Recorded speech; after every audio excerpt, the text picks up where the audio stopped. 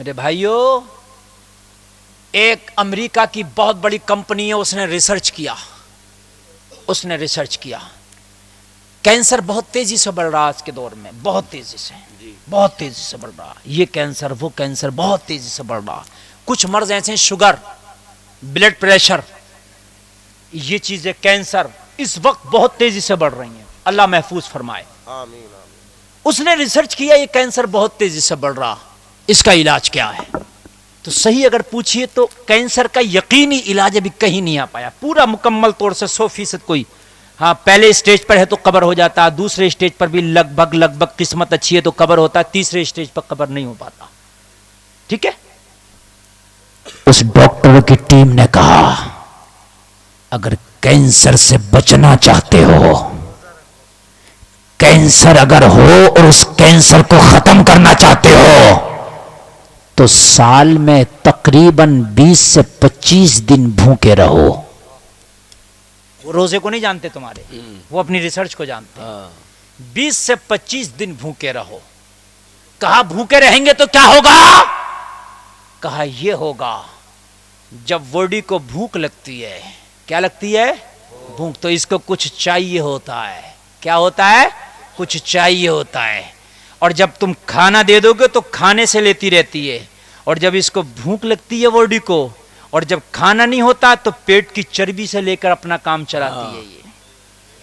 یہ بھوکا رہنے والے کا پیٹ کبھی نہیں بڑھے گا، وہ چربی لیتی رہتی ہے. سمجھ رہے ہیں آپ؟ وہ چربی لیتی ہے. جو چربی جو فیٹ ہوتا ہے نا، اس سے وہ اپنی لیتی رہتی ہے، ہاں انرجی لیتی رہتی ہے. اب سنیے، جب وہ چیز بھی ختم ہو جاتی ہے تو ڈاکٹر کہتے ہیں بدن میں کوئی سلا گڑا حصہ ہے، پارٹس ہے، تو وہ اسی کو کھا جاتی ہے. سڑا گلا حصہ ہے، کینسر میں کچھ حصہ سڑ گل جاتا ہے. جب باڈی کو چاہیے تو وہ اسی کو کھا جاتی ہے. او مسلمانوں، اسلام نے تو 1 مہینے کا روزہ دیا ہے. اگر 1 مہینے کا روزہ رکھ لو گے تو کینسر سے بھی محفوظ ہو جاؤ گے اور تمہارا عمل بھی اتنا پختہ ہو جائے گا. اللہ فرماتا ہے میدان محشر میں سب کو بدلہ فرشتے دے رہے ہوں گے، روزہ دار کو بدلہ میں اپنے دست قدرت سے دے رہا ہوں گا. واہ واہ واہ واہ، ماشاء اللہ، زندہ باد زندہ باد. میں اپنے دست قدرت سے بدلہ بے دوں گا شک روزہ بے دار شک، کو. حق اللہ ہے. نے فرمایا میں خود دوں گا، روزہ میرے لیے ہے، اس کا بدلہ میں ہوں.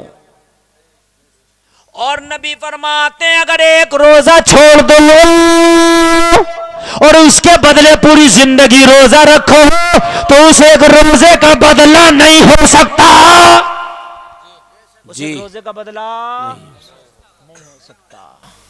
یہ چند چیزیں ہیں جو میں بڑی اہم آپ سے گفتگو کر رہا ہوں. رمضان شریف کا مہینہ آ رہا، روزہ ہر حال میں رکھنا. بولو انشاءاللہ رکھو گے.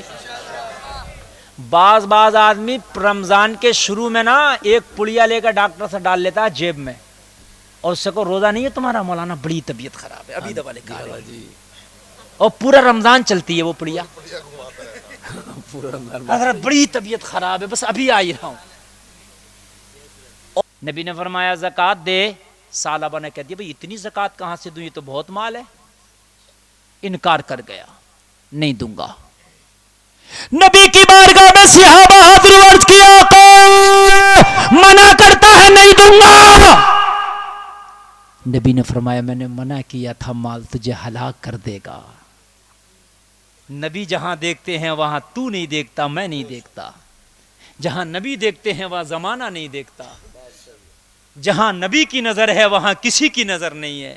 نبی نے فرمایا میں نے منع کیا تھا زکوٰۃ، میں نے منع کیا تھا مال ہلاک کر دے گا، نہیں مانا. اللہ نبی کو افسوس ہوا.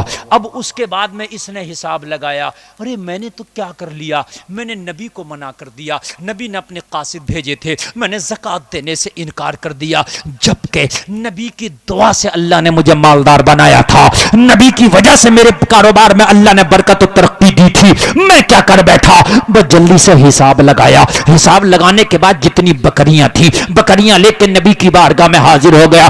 عرض کرنے لگا آقا میں زکوٰۃ کا مال لے آیا. میرے نبی نے فرمایا جب میں نے تیرے پاس قاصد بھیجے تھے کو وہ غریبوں کا حق لینے کے لیے بھیجے تھے, مسکینوں کا حق لینے کے لیے بھیجے تھے. تیرے اوپر میں نے کوئی ٹیکس نہیں ڈالا تھا, تجھے بوجھ لگا, بھاری لگا. اب زکات کا مال اپنے پاس رکھ, ہمیں نہیں چاہیے. اب کیا کرے میرے بھائی, اللہ نے اگر مہلت دی ہے تو اس مہلت کو غنیمت جانو. غنیمت جانو, صحیح بات. اس مہلت کا فائدہ نہ اٹھاؤ, اس مہلت کو آپ یوں ہی اگنور نہ کر دو. غنیمت جانو, ایک دن وہ بھی آئے گا کہ موت کا فرشتہ آ گیا تو پھر تیری توبہ بھی قبول نہیں ہوگی. مرنے کے ٹائم تو فرعون بھی کہہ رہا تھا آمنت برب ہارون و موسیٰ, میں موسیٰ اور ہارون کے رب پہ ایمان لایا, مگر مرنے کے وقت کا ایمان قابل قبول نہیں ہوتا. او میرے بھائی, جب موت کا فرشتہ آ گیا تو سانس نہیں لینے دے گا. موت کا فرشتہ آ گیا, تمہیں وینٹیلیٹر پہ لٹا دیا جائے, تمہیں آکسیجن لگا دیا جائے, تمہیں آئی سی روم میں ڈال دیا جائے, تمہیں سب سے بڑے ہاسپٹل میں ڈال دیا جائے. رب کعبہ کی قسم کھا کے کہتا ہوں, اللہ کا قرآن کہتا ہے وَلَن يُؤَخِّرَ اللَّهُ نَفْسًا إِذَا جَاءَ أَجَلُهَا, جب موت آئے گی تو ایک سانس کی بھی مہلت نہیں دی جائے گی. اللہ نے سانسیں دی ہے, اللہ نے زندگی دی ہے, اللہ نے مہلت دی ہے, تو توبہ کر لو, نامہ اعمال کو صاف کر لو. نماز کا وقت آئے تو نماز پڑھو, زکات کا وقت آئے تو زکات ادا کرو. واہ واہ واہ واہ, زندہ باد زندہ باد, بہت خوب حضرت, موقع ماشاءاللہ. ہے, اس موقع کو بھنا لو میرے بھائی, موقع کو غنیمت جانو. آخری بات بتاؤں گا اس لیے کہ بہت لمبی تقریر ہو جا رہی ہے, کان کھول کے سنو. میں نے قرآن کی آیت پڑھی تھی انہ کان توابا رحیما. او لوگو میرے بھائیو ذرا توجہ کرو, یہ موقع غنیمت ہے, جوانی دی ہے, سانسیں دی ہیں, مہلت دی ہے. میرے بھائیو اس کو کھیل کود میں ایسے ہی نہ گزار دو. اگر تمہارا کوئی حساب باقی ہے پورا کر لو, زکاتیں رہ گئی ہیں دے دو, کسی کا مال تمہارے اوپر آ رہا دے دو, کسی کا حق آ رہا دے دو, کسی کا پیسہ آ رہا دے دو, کسی کا چرا لیا تھا مار لیا تھا دے دو, معاف کرا لو. شرم کی بات نہیں ہے. اگر چرا بھی لیا تھا کسی کا تو اس سے اکیلے میں کہہ دو بھائی میں نے خطا کر لی تھی, میں انسان ہوں, میں چرا لیا تھا, میں واپس کر رہا ہوں, اور اگر نہ کر سکو تو اس سے معاف کرا لو. کیونکہ میدان محشر میں سب کے سامنے پول پٹی کھولی جائے گی, وہ معاملہ بہت خطرناک ہوگا. اور آج کل تو ایسا ہے اگر معاملہ بنا ہوا ہے تو دے بھی دیتا قرضہ, معاملہ بگڑ گیا تو کہتا تجھ سے لیا جا تو لے لیے, یہی کہہ دیتا ہے, تجھ سے لیا جا تو لے لیے.